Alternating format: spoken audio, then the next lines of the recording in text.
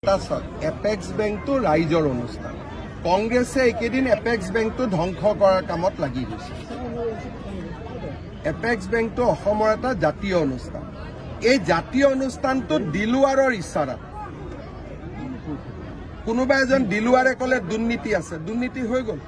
বেংকটো যে মৰি যোৱা বেংক এটা যে আজি উন্নত হ'ল, এই বেংকটোত যে এটিএম আহিলে, এই বেংকটোত যে আজি নতুন নতুন টেকনলজি আহিলে ষ্টেট বেংকৰ দৰে, সেই কথাবিলাক দিলুৱাৰেতো নাজানে।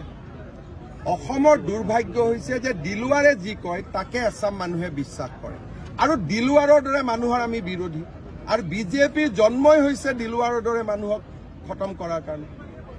গতিকে এইটো যাত্ৰাটো, এইটো যুদ্ধটো চলিবই। মোক বেয়া পাই ভাল পাই লাভ নাই। দিলুৱাৰ, মহবুবুল এনেকুৱা ধৰণৰ যিমান মানুহ আছে সেইবিলাকক কোনো আইনৰ বিৰুদ্ধে নহয়, আইনৰ ভিতৰত থাকি খতম কৰাই মোৰ কাম। গৌৰৱ গগৈৰ পত্নীৰ যিটো প্ৰসংগ, এইটো পাছপৰ্টৰ ষ্টাম্পটো মই ৰাজনীতি কৰি মাৰি দিব পাৰিম।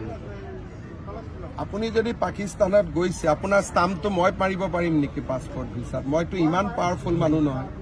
গতিকে আপুনি গ'লেহে আপোনাৰ পাছপৰ্টত ষ্টাম্পটো থাকিব। আজিলৈকে তেওঁলোকে কৈছে নেকি আমি যোৱা নাই বুলি?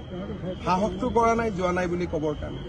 এণ্টি নেশ্যনেল এক্টিভিটি ওলাব নেকি ছাৰ কিবা? এইটোতো পাকিস্তানত যোৱা মানে এণ্টি নেশ্যনেল। পাকিস্তানত আমাৰ ক্ৰিকেট টিমকে যাব নেকি?